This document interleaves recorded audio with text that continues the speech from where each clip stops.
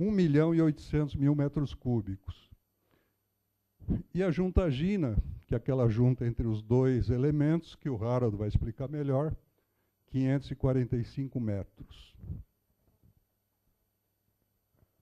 Bom, nosso cronograma atrasou um pouquinho, nós estamos fazendo essa audiência pública do empreendimento de novo, em função da alteração das fontes de recurso.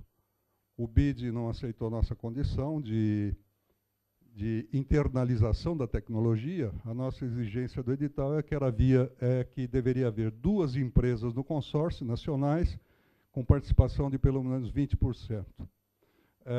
Houve uma rejeição, isso é contra os critérios do banco. Então, em função de o banco não mais financiar o túnel, nós estamos alterando as fontes de recurso, por isso fazendo essa nova audiência, justamente pela mudança das fontes de recurso. Isso nos atrasa a obra em coisa de 6 meses, porque nós tínhamos previsto iniciar em julho deste ano, ou seja, o mês passado, isso está indo agora para janeiro de 2015. Então, o projeto fica pronto agora, no final do ano. A licença de instalação necessária para começar a obra também. As audiências públicas, essas aqui são as ambientais, que foram feitas lá atrás. E aqui começamos de novo. Audiência pública hoje, 5 de agosto aqui. Edital de pré-qualificação vai ser lançado no dia 26 deste mês. Nós vamos publicar o edital de pré-qualificação no dia 26 deste mês e a publicação da chamada das propostas comerciais em 14 de outubro. Obras de implantação previstas de janeiro de 2015 até agosto de 2018.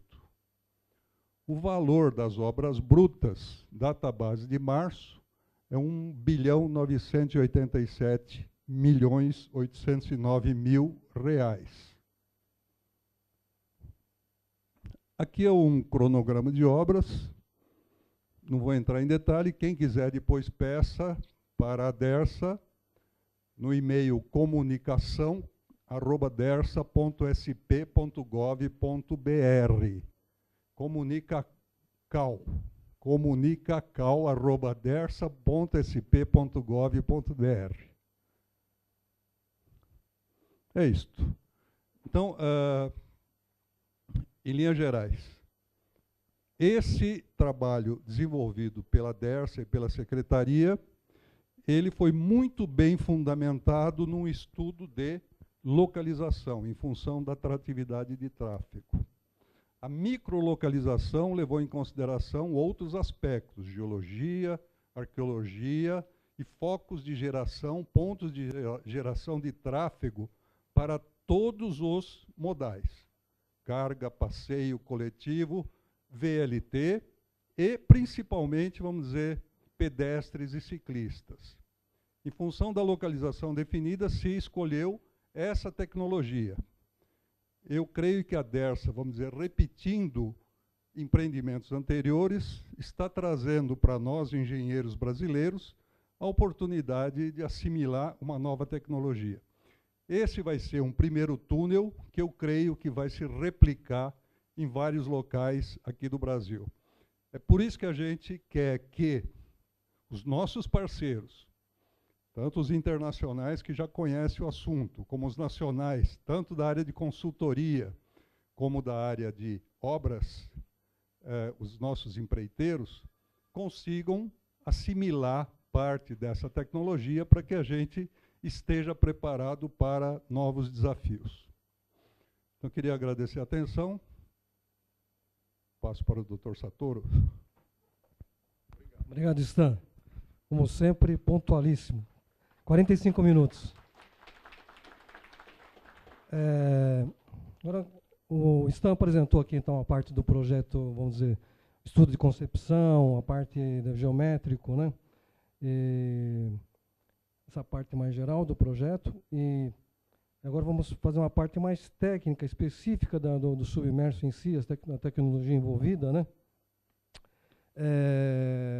E bastante interessante, porque também realmente nós estamos aprendendo E aí foi também, contratamos uma pessoa brasileiro-holandês, né, que é um gerente de projeto da Royal Haskoning, né, Harold Frank, que vai fazer a apresentação dessa parte.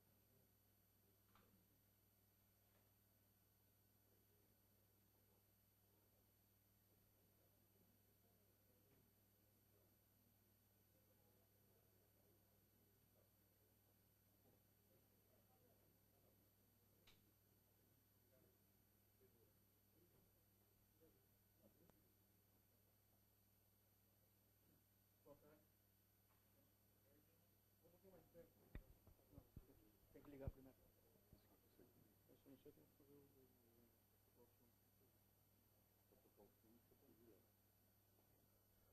Boa tarde a todos. Meu nome é Harold Franke. Vou tentar ficar um pouco mais aqui para não ficar de costas para vocês. Eu sou engenheiro da Royal Haskoning DHV, é uma empresa holandesa. Entre outras especialidades, nós temos a parte de afundamento de túneis. A minha apresentação ela é mais direcionada, como o Stan falou, é direcionada à técnica, né? Não é especialmente ao túnel de Santos Guarujá, mas como um processo em si, como é que funciona o afundamento de um túnel imerso, né? Na Holanda nós chamamos esse processo, esse método de OTAL. Opdrijven, transporteren, afzinken en onderstromen. Traduzindo está para você: flutuar, transportar, submergir e assentar. Mais uma vez, flutuar o elemento, transportar o elemento, submergi-lo e assentá-lo. Cada fase eu vou entrar em mais detalhes para explicando. Mais? O princípio da submersão. Ela simplesmente é pegar essa caixa de sapato, vamos chamá-lo assim, né, de 145 metros de comprimento, de 10 por 37, e em 4 pontos fixos, fazê-lo, assentá-lo até uma fundação, né, ou uma trincheira, né, dependendo da situação.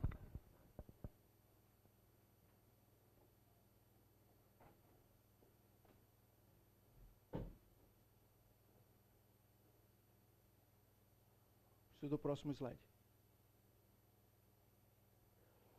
Vantagens e desvantagens desse sistema, do método em si, né? O Stanislau já comentou alguns deles, né? A seção do túnel é livre. A vantagem de um túnel imerso é que ele não precisa ser necessariamente quadrado, retangular. Ele pode ser redondo, né, com essa forma diferente, 2 tubos retangular, como esse com metrô, né? Não importa. Ele pode ser de qualquer seção, né? A vantagem, como o Stan já falou, a pouca quantidade de solo sobre o túnel, ou seja, é um túnel curto, é uma imagem que a gente já acabou de ver, né? Um túnel imerso é muito mais curto que um túnel escavado e muito mais curto em relação a uma ponte, né? Curvatura livre, né? Nós chamamos em X, Y e Z. Ele pode ser curvo em qualquer uma das direções. Ele pode ser em X, né, em Z e em Y. O tráfego marítimo pluvial sofre pouca influência, né? Então, o impacto sobre o canal é relativamente pequeno. O segmento de túnel é construído no seco, portanto, o controle desse elemento, desse concreto, dessa construção, é muito mais fácil do que se fosse sob água ou qualquer outro tipo. E é uma técnica comprovada. Hoje, mundialmente, estamos em torno de 150, quase 150 túneis imersos, né? Só na Holanda temos 30. Desvantagens. É claro que temos desvantagens, né? É uma trincheira de imersão aberta. Portanto, onde vai ser assentado esse túnel, vai ser feita uma dragagem, vai ser uma escavação. E essa vai ficar um certo período aberta. O segmento de túnel deve ser colocado no lugar definitivo. É o nosso método tal. Ou seja, ele tem uma certa conflito com a navegação no canal. E o transporte do segmento somente através da água, é óbvio. Vou dar alguns exemplos de algumas construções que foram feitas. Vou pegar só a partir de 2005, né, os mais atuais, digamos assim. A autoestrada A73 no sul da Holanda, quase divisa com a Bélgica. Né. Aqui, inclusive, vocês podem notar a curvatura do elemento. Né. Ele não precisa ser reto, pode ser curvo. Né. E esse, inclusive, tem praticamente a mesma situação que em Santos, que foi construído na própria a doca e a própria rampa de acesso. Um dos digamos assim, mais conhecidos projetos, que é a estação de metrô, a linha de norte e sul, na estação de Amsterdã, né, que atravessa Amsterdã de norte a sul, porém, no rio atrás da estação central, o rio Ei, foi utilizado o túnel imerso. Porém, inclusive, embaixo da estação central. É um prédio tombado, construído em 1860, né, com quase 2.000 estacas de madeira, né, e ele foi realmente afundado embaixo da estação.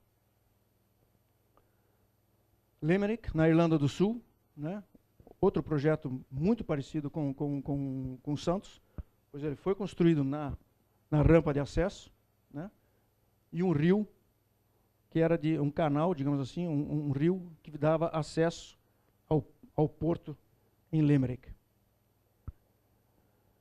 E um dos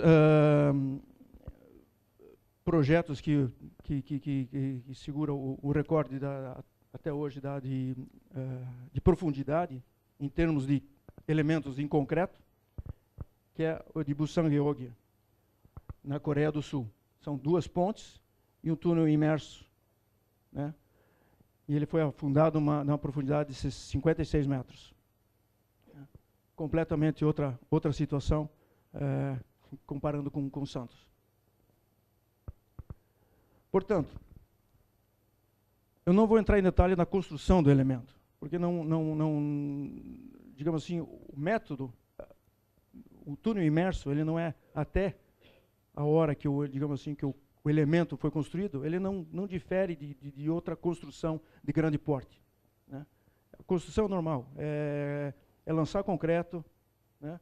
Claro que tem certas atividades que têm que ser muito bem controladas, né? Não é simplesmente algo específico, porém não há nenhum segredo, né? Digamos assim, o concreto aqui do Brasil não é diferente, digamos assim, do concreto da Holanda ou da Irlanda ou de qualquer outra parte do mundo, né?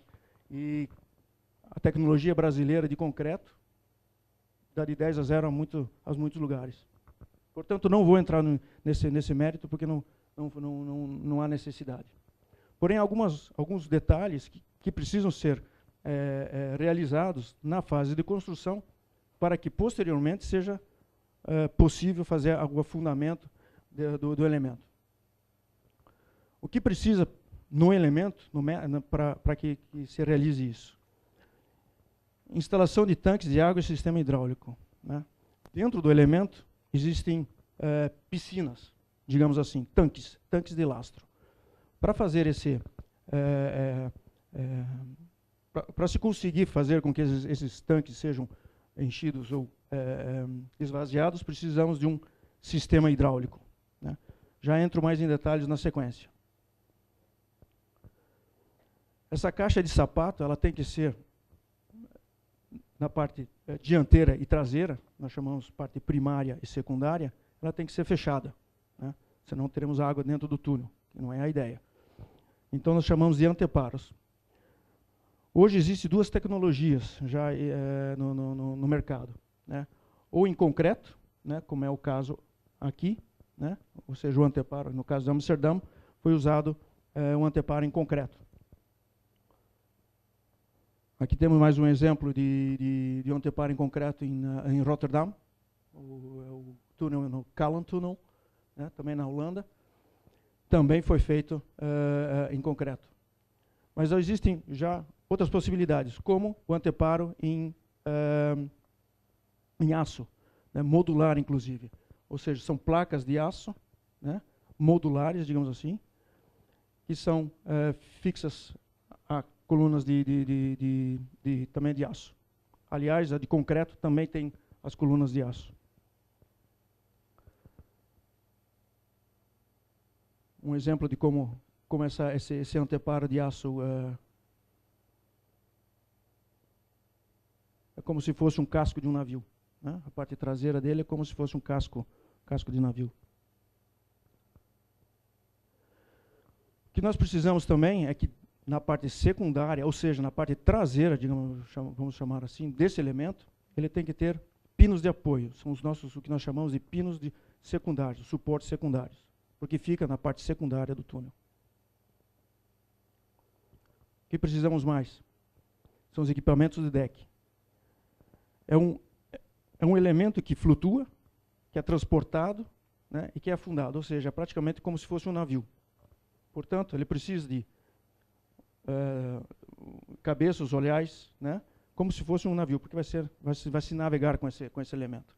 Ele precisa também de uma torre de acesso, porque a partir do momento que ele está abaixo d'água, a única forma de se chegar a esse elemento é através de uma torre de acesso, né?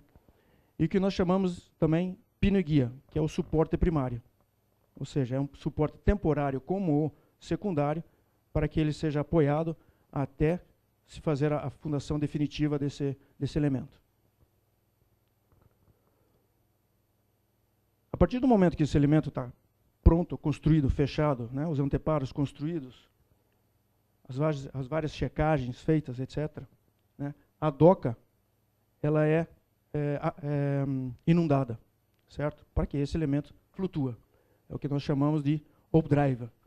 Aqui é uma foto da A73, e aqui é uma foto em Limerick, né? No caso de Limerick, os 5 elementos foram flutuados simultaneamente. Também na doca de construção. Mais um exemplo, né? Mais algumas fotos. Amsterdã, né? Começando a inundação da doca e o elemento já flutuando. Inclusive, vocês podem ver mais uma vez aqui a extrema curvatura do elemento. Uma vez flutuado, né, o que precisa ser feito? Esse elemento ser, com os vários cabos, ser amarrado aos rebocadores ou aos macacos, para que faça a retiragem desse elemento da doca seca, né? Aqui eu tenho 2 fotos de Amsterdã. Aqui é a estação central de Amsterdã, né? Aqui a doca seca, onde ele foi construído. Só que no caso de Amsterdã, os 4 elementos eles foram construídos e foram estacionados por 6 anos, né? E aqui é o dia que o primeiro elemento ele foi retirado do estacionamento, digamos assim, e foi afundado embaixo da estação.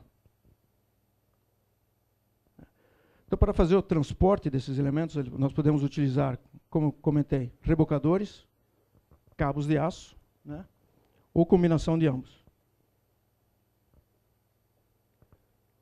Em caso de rebocadores, né, mais alguns exemplos. E na Coreia do Sul, né, feito com os rebocadores. Kalan Tunnel, em Rotterdam, no sul, na Holanda. Cabos de aço, no caso da A73, como ele foi construído na rampa e foi afundado praticamente junto à rampa, foi apenas usado macacos hidráulicos para puxar esse elemento até a posição final dele. A73 também. E no caso de Limerick, tem um exemplo bem simples, mostrar as várias fases de tirar um elemento da doca seca e já levá-lo diretamente para a posição de afundamento. Né?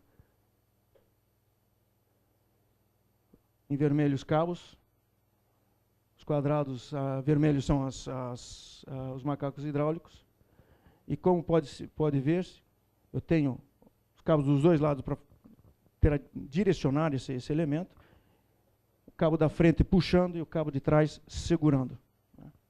É muito interessante você, de repente, se tem um elemento flutuando, né, se você ficar bastante tempo empurrando o elemento, ele vai embora. Até fazemos brincadeira com isso. Já tem gente que caiu na água.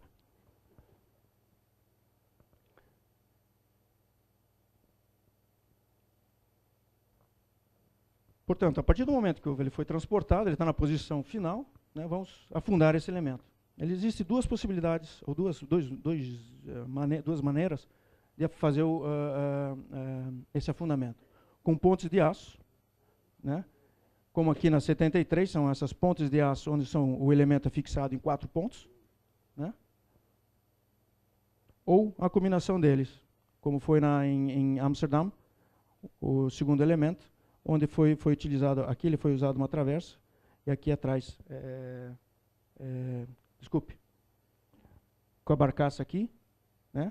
E aqui no Kalan Tunnel, onde foi utilizado uma traversa, né? uma ponte metálica e o guindaste. Pode clicar para mim? Mais um detalhe do afundamento. Então o elemento está segurado na frente e atrás, fixado em 2 pontos, torre de acesso, uma torre de medição. Uma torre de medição é necessária para fazer o posicionamento desse elemento, principalmente a partir do momento que ele está embaixo da água. Portanto, embaixo da água só aparece a torre de medição e a torre de acesso.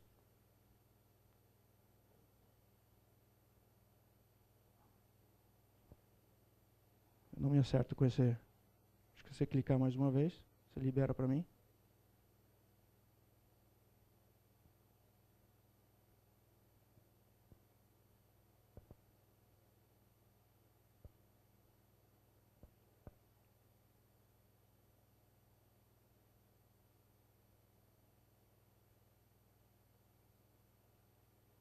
Vai ter que passar para mim o próximo slide.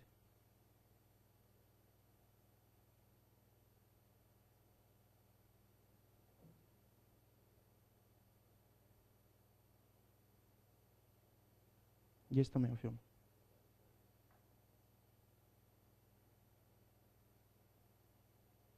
A partir do momento que o elemento está embaixo d'água,